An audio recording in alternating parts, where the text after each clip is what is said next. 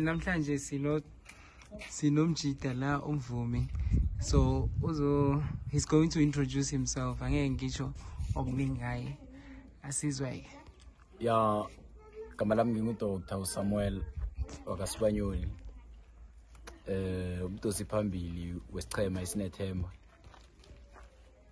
Into umvumo ngayithoma mina ngo-2006, okulapho bengidela khona lesichema eHotlelela.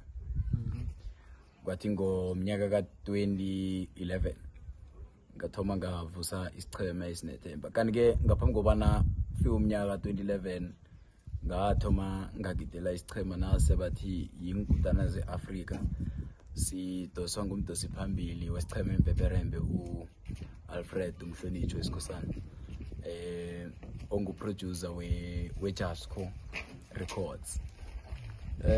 Saraka njalo kanti-ke kwafika lapha ngomnyaka 2010 u-Alfred isikhosana wangifundisa ukudlala i-keyboard. Saraka njalo-ke nyaka 2011 ngavusa isichema iSinethemba. 2012 ngaraga njalo ngakhipha i-album yokuthoma ethi iphasi liyabetha.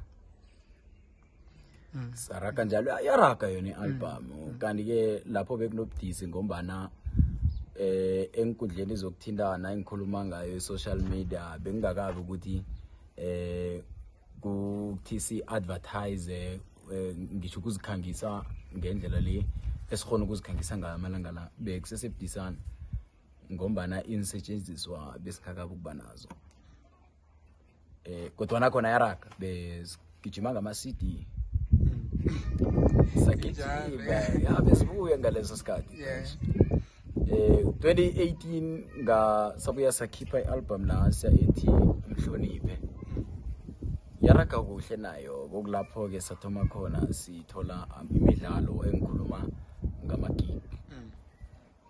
Saraka njalo-ke ngo-2020 sakhipha nasiya-ke i-album yasithatha sibeke esicongolweni, khuluma nge-album Yehla Moya.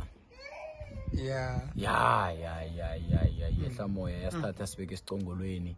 Nokho-ke saraga kamnandi, saraga ufikela nanje sole saroka.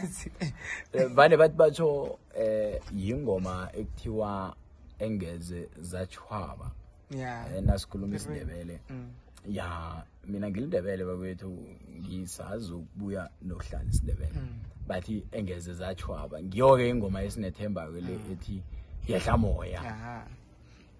Saraka-ke njalo-ke nakunje sigijima nganase ingoma ethi Hlomani Ngikhali nasipiyeza.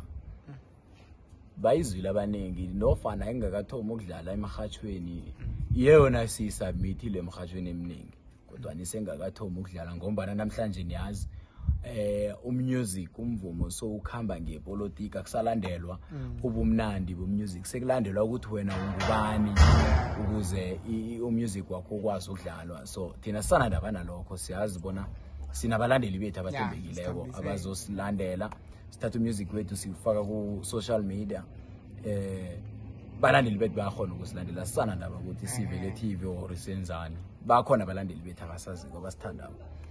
Siraga ngayo iHlomani Ngikhali nasipiyeza.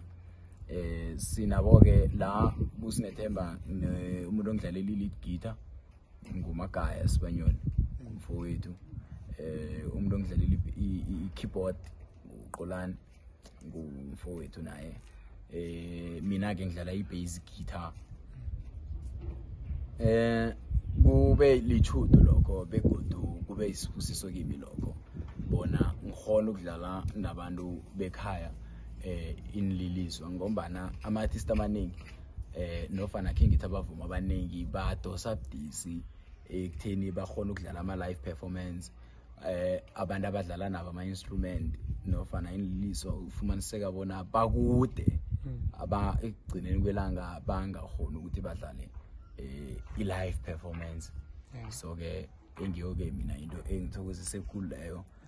Namhlanje ngo-2024 solo Saraga siphela imandla ukungithabisako, sinabo abalandeli bethu beqiniso ongithabisako ukubana bakhona abantu abasasithanda namhlanje ngiyathokoza. Danko. Danko.